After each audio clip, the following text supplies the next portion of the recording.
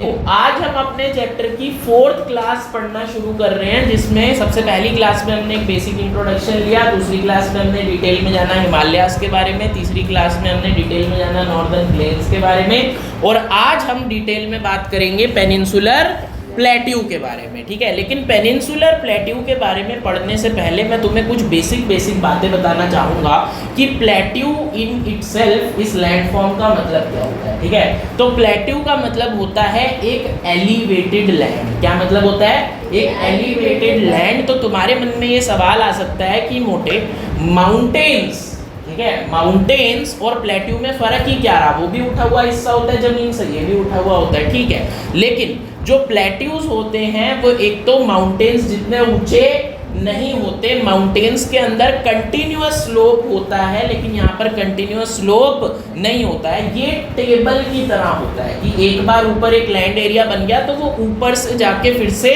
Plane ही है। ठीक है, जैसे ये टेबल है ना, ठीक है, इसके नीचे ये पैर है, जमीन से ऊपर हो गया, एलिवेट हो गया और ऊपर फिर से प्लेन है। ठीक है, इसी वजह से प्लेट्यू को टेबल लैंड भी कहते हैं। बात समझ में आ रही है? ठीक है, तो हम प्लेट्यूज के बारे में पढ़ने जा रहे हैं। ठीक है, चलो, तो पेनिनसुलर प्लेट्यू जो है वो ट्रायंगुलर रीजन है इंडिया का, जैसा फोटो में तुम देख सकते हो, जो नीचे वाला ट्रायंगुलर रीजन है। ठीक है, अब पेनिनसुलर प्लेट्यू जो है इसको टेबल लैंड या एलिवेटेड लैंड भी कह सकते हैं। ये नीचे वाली फोटो में देखो, तुम्हारे को क्लियरली पता लगेगा किस तरीके के प्लेट्यू की बात हो रही है। ठीक है, पता लग रहा है? चलो आगे चलते हैं। अब इसकी फॉर्मेशन किस तरीके से हुई थी, वैसे तुम्हारे एग्जाम पॉइंट ऑफ व्यू से इंपॉर्टेंट नहीं है, पर हमने फर्स्ट क्लास में ये बात डिस्कस करी थी कि जब दुनिया अलग अलग टेक्टोनिक प्लेट्स में नहीं बटी थी तो तब सिर्फ एक ही बड़ा सा लैंड मास था जिसको कहते थे गोंडवाना लैंड। ठीक है, लेकिन धीरे धीरे ये जो प्लेट्स हैं वो डाइवर्ज हुई, अलग अलग बनी, तो कुछ एरियाज में फॉर्मेशन हुई प्लेट्यूज की, जहाँ पर बहुत ज़्यादा हाई मात्रा में इग्नियस मेटामॉर्फिक क्रिस्टलाइन रॉक्स मिलती हैं। मतलब ये एरियाज बहुत ज़्यादा मिनरल्स एंड फॉसिल फ्यूल्स से भरे हुए होते हैं। ठीक है, चलो, क्या है कि पेनिनसुलर प्लेट्यू जो है ये मिनरल रिच रॉक्स यहाँ पर मिलती हैं। जैसे peninsular plateau has lot of important minerals, fossil fuels, old crystalline rocks, igneous rocks, metamorphic rocks, सब यहाँ पे हमारे को इंपॉर्टेंट मिनरल्स वाली रॉक्स मिलती है। अब हम चलते हैं अपने चैप्टर की तरफ। देखो क्या है, पेनिनसुलर प्लेट्यू के दोनों तरफ, पेनिनसुलर प्लेट्यू के दोनों तरफ वेस्ट साइड पर भी और ईस्ट साइड पर भी पहाड़ है। क्या है?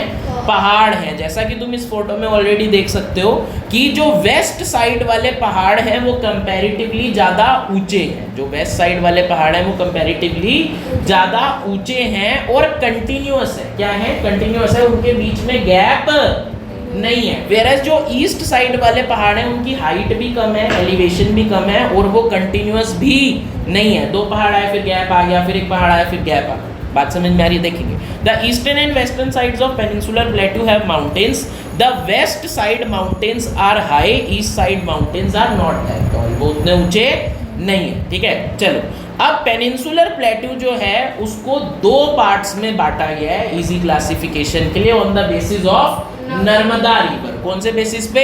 नर्मदा रिवर। देखेंगे ये बीच से जा रही है नर्मदा रिवर। कौन से जा रही है? नर्मदा रिवर। ये पर्पल और ये जो दूसरा कलर है वॉयलेट, उसके बीच में देखेंगे। अब जो नर्मदा रिवर के ऊपर वाला एरिया है, जो उसके नॉर्थ में एरिया है, उसको बोला गया है सेंट्रल हाईलैंड। क्या बोला गया है? Central highland. और जो उसके नीचे वाला एरिया है, जो उसके साउथ वाला एरिया है, उसको बोलते हैं डेक्कन प्लेट्यू। क्या बोलते हैं? डेक्कन प्लेट्यू। चलेंगे, देखेंगे। सबसे पहले सेंट्रल हाईलैंड्स के बारे में बात करेंगे। सबसे पहला पॉइंट यही है कि central highlands are situated on north of Narmada river. जैसा कि हमने ऑलरेडी समझा, नॉर्थ ऑफ नर्मदा रिवर के ऊपर ये है। ठीक है, और इसका जो सबसे मेजर पोर्शन है, जो यहाँ पे सबसे बड़ा इंपॉर्टेंट प्लेट्यू हमारे को देखने को मिलता है, वो है मालवा प्लेट्यू। कौन सा प्लेट्यू? मालवा प्लेट्यू। यहाँ पे देखेंगे, the major portion of central highlands comes under Malwa plateau. ठीक है, आगे देखेंगे कि सेंट्रल हाईलैंड्स के अंदर ही 3 और इंपॉर्टेंट प्लेट्यूज है जिनके नेम्स हमारे को याद रखने हैं। 3 और इंपॉर्टेंट प्लेट्यूज है जिनके नेम्स हमारे को याद रखने हैं। यहाँ पे देखो, एक बुंदेलखंड, एक छोटा नागपुर प्लेट्यू और एक बागेलखंड प्लेट्यू। बात समझ में आ रही है? एक बुंदेलखंड, एक छोटा नागपुर प्लेट्यू और एक बागेलखंड प्लेट्यू। ठीक है। इसके अलावा क्या है कि सेंट्रल हाईलैंड्स के बारे में हमने ऑलरेडी ये बात करी, मतलब पूरे पेनिनसुलर प्लेट्यू के बारे में हमने बात करी कि एक इधर तरफ वेस्ट साइड में भी पहाड़ है और इस साइड में भी पहाड़ है, और वेस्ट वाले पहाड़ जो हैं वो ज़्यादा ऊंचे हैं। तो अगर पानी को फ्लो करना होगा तो वो high elevation to low elevation जाएगा, high elevation to low elevation जाएगा। बात समझ में आ रही है? मान लो मैं यहाँ और यहाँ पानी रखता हूँ, ठीक है, तो अगर मैं ये स्लांटिंग चीज़ है तो बताओ पानी कहाँ जाएगा? यहाँ से यहाँ जाएगा। वेराज अगर मैं इसे ऐसे कर देता हूँ तो पानी यहाँ से यहाँ जाएगा, नॉर्मल सी बात है। तो बिल्कुल उसी तरीके से जो हमारी रिवर्स है वो फ्लो करती हैं हायर माउंटेन्स से लेस टॉल माउंटेन्स की तरफ, यानी कि वेस्ट टू ईस्ट। कहाँ जाती हैं? वेस्ट टू ईस्ट, इस तरफ जाती है। ठीक है, समझ में आ रही है? ठीक है, चलो आगे चलेंगे। सेंट्रल हाईलैंड्स के अंदर हमारे को 4 इंपॉर्टेंट रिवर्स के नाम याद रखने हैं जो फ्लो करती हैं वेस्ट टू ईस्ट, जिनका नाम है Chambal, Sindh, Betwa, can.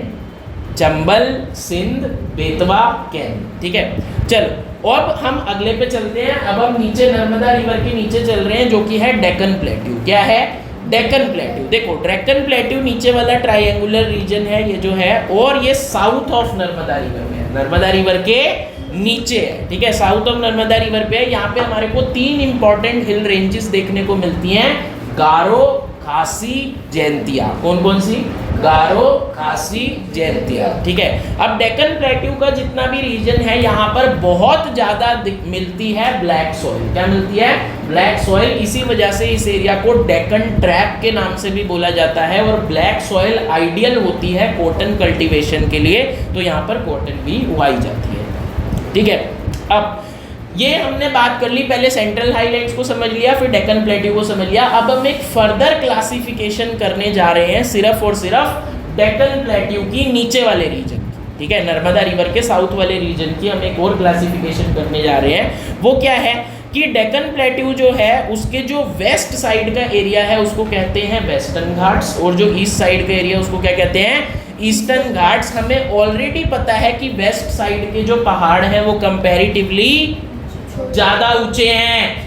West side के जो पहाड़ हैं वो कंपैरेटिवली ज़्यादा ऊंचे हैं, उनकी जो एलिवेशन है वो है 900 to 1600 मीटर्स।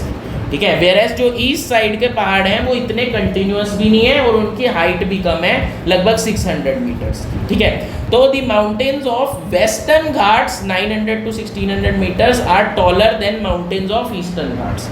यहाँ वाले जो माउंटेन हैं वो ज़्यादा ऊंचे हैं एज कम्पेयर टू यहाँ वाले माउंटेन। ठीक है, western Ghats are a continuous mountain range. ये कंटिन्यूअस माउंटेन रेंज है और यहाँ पे माउंटेन्स के बीच में गैप नहीं है, there is no gap between the mountains. Whereas eastern Ghats जो हैं ये अनइवन माउंटेन्स है और इनके बीच में गैप है। ठीक है, ये डिसकंटिन्यूअस माउंटेन रेंज है। क्लियर है? ठीक है, चलो आगे चलते हैं। अब कुछ बातें हमारे को जाननी है। क्या है कि जैसे जो ईस्टर्न घाट्स हैं वो शुरू होते हैं महानदी वैली से और ख़त्म होते हैं जहाँ के नीलगिरीज पे। ठीक है, और जो हाईएस्ट पीक है वेस्टर्न घाट्स की वो है आंटी मुड्डी और डोडा बेटा। क्या?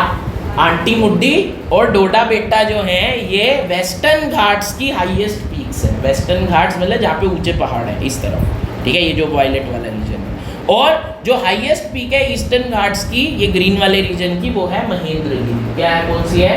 महेंद्रगिरी। बात समझ में आ रही है? ठीक है, बस इतनी ही बातें हमारे को जाननी है पेनिनसुलर प्लेट्यू के बारे में। एक बार फटाफट से हम इसको रिवाइज करते हैं। सब लोग जरा मेरे साथ साथ चलेंगे, मेरे ऊपर ध्यान देंगे। देखो क्या है पेनिनसुलर प्लेट्यू के बारे में। सबसे पहले हमने ये जाना कि प्लेट्यू जो होता है वो एक एलिवेटेड लैंड होता है, जिस वजह से उसे टेबल लैंड भी कहते हैं।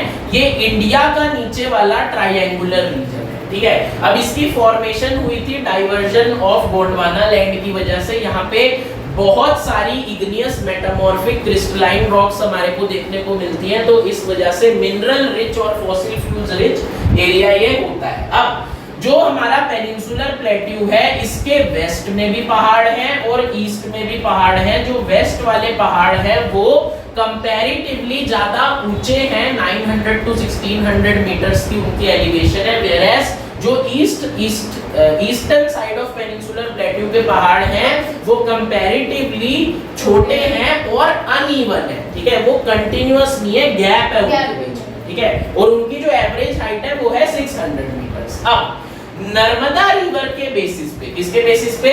नर्मदा रिवर के बेसिस पे जो हमारा पेनिनसुलर प्लेट्यू है उसको दो पार्ट्स में बांट दिया गया है। जो नर्मदा रिवर से नॉर्थ वाला रीजन है उसको कहते हैं सेंट्रल हाईलैंड्स, और जो नर्मदा रिवर के साउथ वाला रीजन है उसको कहते हैं डेक्कन प्लेट्यू। सबसे पहले बात करते हैं सेंट्रल हाईलैंड्स के बारे में। Central highlands north of Narmada river में है। इसका जो मेजर पोर्शन है वो आता है मालवा प्लेट्यू के अंदर, और यहाँ पर तीन और इम्पोर्टेंट प्लेट्यू हमारे को देखने को मिलते हैं, बुंदेलखंड, छोटा नागपुर प्लेट्यू और बाघेलखंड प्लेट्यू। इसके अलावा एक पॉइंट याद रखना है कि यहाँ पे चार इंपॉर्टेंट रिवर्स फ्लो करती हैं। कौन कौन सी? चंबल, सिंध, बेतवा और कैम्प। बात समझ में आ रही है? ठीक है, अब हम चलते हैं नीचे वाले रीजन पे जो कि है Deccan plateau which is on south of Narmada river, और यहाँ पर तीन इंपॉर्टेंट हिल रेंजेस हैं, गारो, खासी, जयंती। ठीक है, इसके अलावा यहाँ पर ब्लैक सॉइल बहुत ज्यादा पाई जाती है जिस वजह से इस एरिया को डेक्कन ट्रैप भी बोला जाता है, और ये आइडियल है कॉटन कल्टीवेशन के लिए। अब मेरी बात सुनेंगे। पूरे पेनिनसुलर प्लेट्यू को नर्मदा रिवर से हमने दो पार्ट्स में बांट दिया, एक सेंट्रल हाईलैंड्स और एक डेक्कन प्लेट्यू। लेकिन अब हम एक सेकंड क्लासिफिकेशन पढ़ने जा रहे हैं सिर्फ और सिर्फ डेक्कन प्लेट्यू की। किसकी? सिर्फ और सिर्फ डेक्कन प्लेट्यू की। डेक्कन प्लेट्यू जो है उसके हमारे को ऑलरेडी पता है कि वेस्ट में भी पहाड़ हैं और ईस्ट में भी पहाड़ हैं। तो जो वेस्ट वाला रीजन है उसको कहते हैं वेस्टर्न घाट्स। क्या कहते हैं? वेस्टर्न घाट्स। और जो ईस्ट वाला रीजन है उसको क्या कहते हैं? ईस्टर्न घाट्स। क्या कहते हैं? ईस्टर्न घाट्स। ठीक है, देखो जो वेस्ट वाला रीजन है वहां पर टॉलर और कंटिन्यूअस माउंटेन्स है जैसा हमने ऑलरेडी समझा, और ईस्टर्न घाट्स में लो एलिवेशन माउंटेन्स है, अनइवन माउंटेन्स है जैसा हमने ऑलरेडी समझा।